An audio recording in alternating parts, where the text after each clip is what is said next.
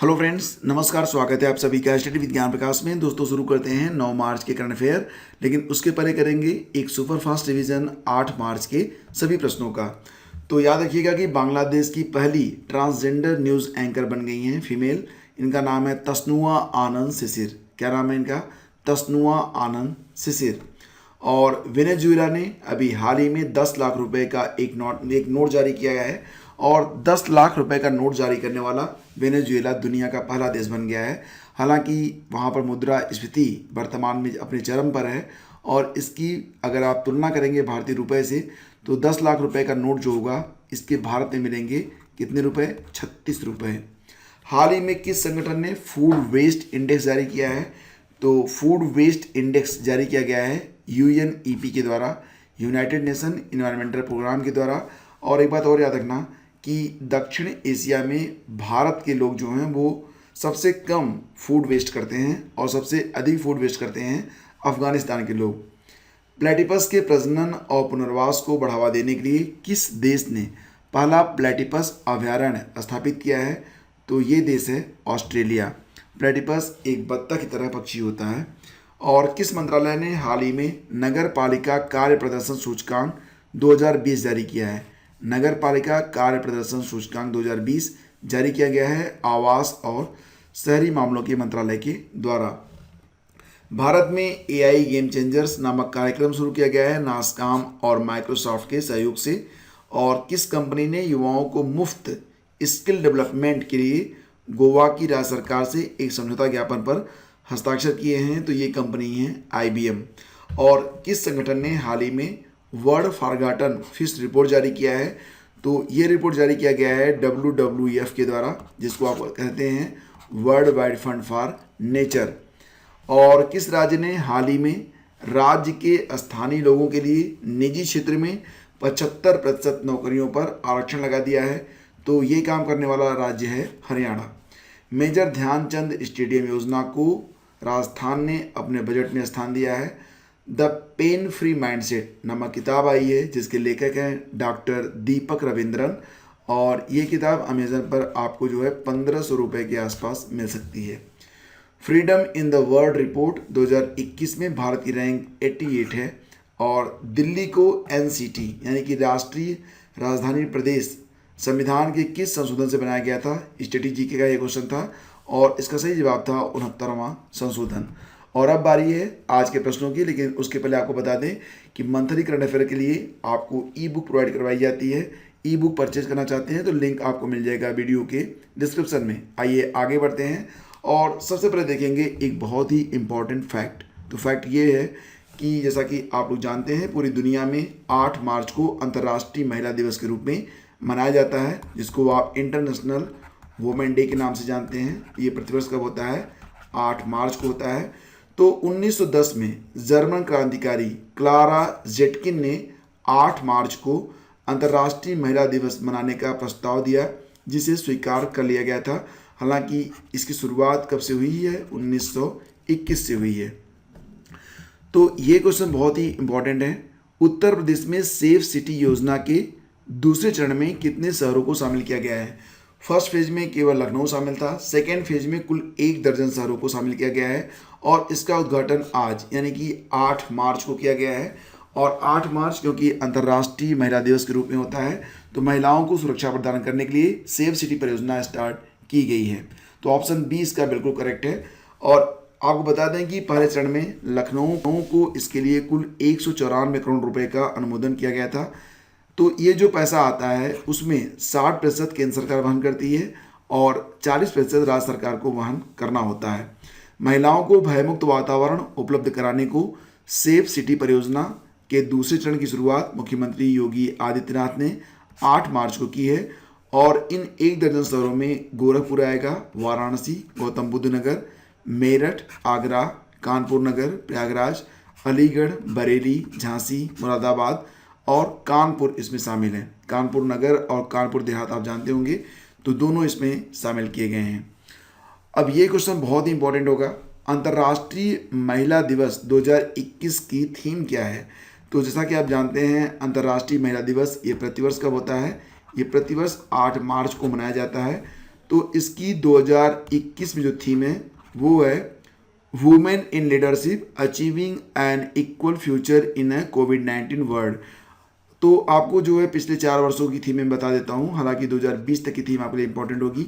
2020 की थीम रखी गई थी ईच फॉर इक्वल, याद रखिएगा इसको। और 2019 की थीम थी चूज टू चैलेंज 2019। और 2018 की थीम रखी गई थी प्रेस फॉर प्रोग्रेस। तो इस प्रकार से अंतर्राष्ट्रीय महिला दिवस 2021 की थीम क्या है? Option A women in leadership. आगे बढ़ते हैं और आपको बता दें कि वर्ष 1921 में हर वर्ष इंटरनेशनल वुमेन्स डे 8 मार्च को मनाया जाता है। तो शुरुआत कब से हुई है? 1921 से हुई है। और इस वर्ष की थीम मैंने आपको बताया women in leadership achieving an equal future in कोविड-19 वर्ल्ड। और ये सारी चीज़ें आपके लिए काफ़ी इंपॉर्टेंट हैं। आगे बढ़ते हैं। इसरो 28 मार्च को GSAT-1 उपग्रह का प्रक्षेपण करेगा। तो इस उपग्रह का उपयोग निम्नलिखित में से किस कारण हेतु किया जाएगा? इसका पर्पस क्या होगा? इसका ऑब्जेक्टिव क्या होगा? तो सही जवाब इसका है ऑप्शन सी, रक्षा प्रणाली को दुरुस्त करना और आपदा प्रबंधन। तो दोस्तों आपको बता दें यहाँ पर कि इसरो 28 मार्च को GSAT-1 उपग्रह को आंध्र प्रदेश के नेल्लोर जिले के श्रीहरिकोटा अंतरिक्ष केंद्र से प्रक्षेपित करने जा रहा है। यह उपग्रह 36,000 किलोमीटर कक्षा की ऊंचाई में स्थापित होगा। वजन इसका 2,268 किलोग्राम है। यह उपग्रह देश की रक्षा प्रणाली और आपदा प्रबंधन के लिए बहुत ही महत्वपूर्ण होगा। इससे सीमा पर जो वास्तविक तस्वीरें होंगी वो रियल टाइम पर हमें प्राप्त हो सकेंगी। इसरो के बारे में बात करें तो इसरो की स्थापना हुई थी 15 अगस्त 1969 और इसकी स्थापना की गई थी विक्रम साराभाई जी के द्वारा। बहुत ही इंपॉर्टेंट क्वेश्चन। हेडक्वार्टर मिलेगा आपको बेंगलुरु में और अध्यक्ष वर्तमान में हैं K. हाल ही में किस भारतीय महिला खिलाड़ी ने Swiss open super badminton tournament में सिल्वर मेडल यानी कि रजत पदक जीत लिया है? तो ये क्वेश्चन भी बहुत इंपॉर्टेंट है, वेरी वेरी इंपॉर्टेंट। और इसका सही जवाब है ऑप्शन सी PV सिंधु। ठीक है, तो सी जवाब इसका सही है। तो महिला सिंगल्स फाइनल में सिंधु को विश्व की तीसरी वरीयता प्राप्त खिलाड़ी स्पेन की कैरोलिना मारिन ने 21-12 और 21-5 से पराजित किया, यानी कि गोल्ड मेडल जीता है स्पेन की कैरोलिना मारिन ने। ये आपको याद रखना है। ई गवर्नेंस को बढ़ावा देने के लिए त्रिपुरा ने कौन सा एक नया ऐप लॉन्च किया है? Very important question. सही जवाब इसका ऑप्शन बी है, यानी कि जागृत त्रिपुरा।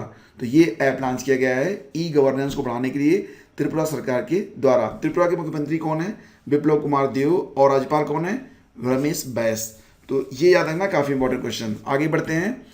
बड़े भारतीय बैंकों को और मजबूत बनाने के लिए उनके विलय की सिफारिश करने वाली समिति का नाम क्या है? तो this is the very important question. ठीक है, स्टडी जीके में भी ये क्वेश्चन आता है और करंट अफेयर में भी ये क्वेश्चन पूछा जा सकता है। तो ये समिति नरसिंहम द्वितीय समिति। तो ऑप्शन बी यहाँ पर बिल्कुल करेक्ट है। आपको याद ये रखना है कि नरसिंहम प्रथम समिति और नरसिंहम द्वितीय समिति में अंतर क्या है।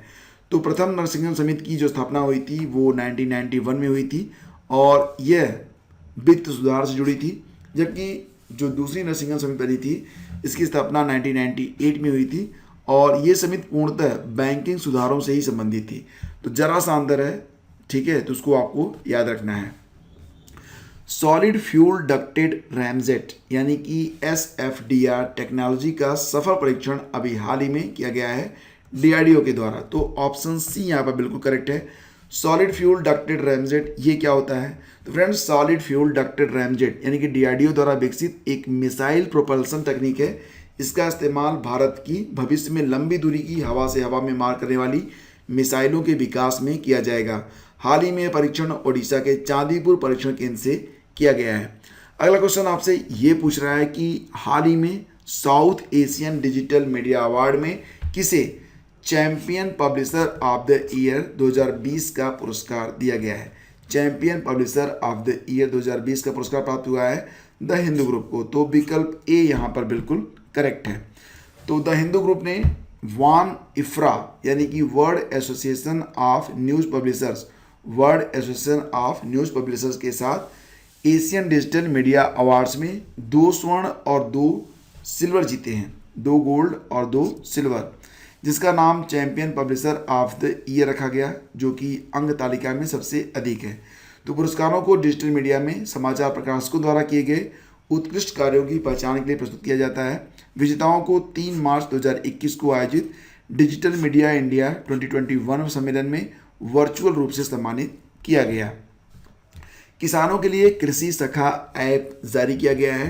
आपको यहाँ पर यह बताना है कि कृषि सखा ऐप ये किस संस्था ने जारी किया है। सही जवाब इसका क्या होगा? ये हैं आपके ऑप्शन, और सही जवाब है ऑप्शन बी, भारतीय एक्सा जनरल इंश्योरेंस। तो फ्रेंड्स, भारतीय एक्सा जनरल इंश्योरेंस के बारे में बात करें तो सीईओ हैं इसके संजीव श्रीनिवासन। स्थापना इसकी हुई थी 2008 में। हेडक्वार्टर मिलेगा आपको मुंबई में। हाल ही में मध्य प्रदेश में, यहाँ पर विकल्प हैं, किस राष्ट्रीय उद्यान में रात की सफारी की शुरुआत हुई है। रात की सफारी यानी कि रात में भी आप वहाँ पर यात्रा कर सकेंगे और एंजॉय कर सकेंगे जंगल को। तो सही जवाब यहाँ पर है बांधवगढ़, पेंच और कान्हा राष्ट्रीय उद्यान में। फिलहाल फ्रेंड्स, आपको ये बता दें कि पूरे भारत में सबसे अधिक जो राष्ट्रीय उद्यान है वो मध्य प्रदेश में ही है। मध्य प्रदेश में कुल मिला के 11 राष्ट्रीय उद्यान हैं, और इसमें कान्हा किसली राष्ट्रीय उद्यान मध्य प्रदेश का पहला बाघ परियोजना में शामिल राष्ट्रीय उद्यान माना जाता है। निम्नलिखित में से किस राज्य को भूमि डिजिटलीकरण में पहला स्थान मिला है? तो लैंड डिजिटलाइजेशन में जो पहला स्थान मिला है वो मिला है मध्य प्रदेश को। ऑप्शन बी यहाँ पर बिल्कुल करेक्ट है। तो NCAER यानी कि national council of applied economic research ने भारत का पहला भूमि रिकॉर्ड और सेवा सूचकांक जारी किया है, जो देश में भूमि रिकॉर्ड की गुणवत्ता और उनके डिजिटलीकरण की सीमा का मूल्यांकन करता है। इस सूचकांक में मध्य प्रदेश को पहला स्थान प्राप्त हुआ है। हाल ही में विश्व कौशल केंद्र का उद्घाटन किस राज्य में किया गया? ये क्वेश्चन भी बहुत ही इंपॉर्टेंट होगा। सही जवाब इसका होगा ऑप्शन ए, ओडिशा में। तो ओडिशा के मुख्यमंत्री कौन है? नवीन पटनायक, जिन्होंने भुवनेश्वर में एक विश्व कौशल केंद्र का उद्घाटन किया है। तो ये क्वेश्चन भी इंपॉर्टेंट है। और अब बारी है क्विज नंबर 7 और 8 की। तो आप लोगों में से बहुत सारे लोगों ने बहुत ही शानदार आंसर किया है। फिलहाल यहाँ पर मैंने रैंडमली जो नाम चुना है वो नाम आया है मोहित श्रीवास्तव जी का। इन्होंने बताया है कि हाल ही में जारी भ्रष्टाचार बोध सूचकांक में भारत की रैंक है कितनी? भारत की रैंक है 86। ठीक है, तो ऑप्शन सी। हालांकि इसके पहले जो रैंक थी वो कितनी थी? 80 थी। ठीक है, तो 2020 में 86 हो गई है। 2019 में रैंक 80 थी, ये आपको याद रखना है। और जून 2020 में कश्मीर की गलवान घाटी में चीनी सैनिकों के साथ संघर्ष में शहीद हुए 16वीं बिहार रेजिमेंट के कमांडिंग ऑफिसर कर्नल बी संतोष बाबू को कौन सा शौर्य चक्र से सम्मानित किया गया है? तो सही जवाब इसका है ऑप्शन बी, महावीर चक्र से उन्हें सम्मानित किया गया है। और दोस्तों, अब बारी है आज के प्रश्न की। तो आज का क्वेश्चन होगा कि बाबरनामा का अंग्रेजी में अनुवाद किसने किया? तो ये क्वेश्चन आपके नॉलेज को टेस्ट करेगा। ये क्वेश्चन पूछा गया था UPPSC की ROARO मेंस परीक्षा, जो कि 2017 में हुई थी। और इसमें विकल्प आपके सामने हैं, तो आराम से देखिए और इसको आंसर करिए। लगातार लिखते रहिए, परीक्षा बहुत ही करीब है, मेहनत करिए, निश्चित रूप से आप इस बार सफल रहेंगे।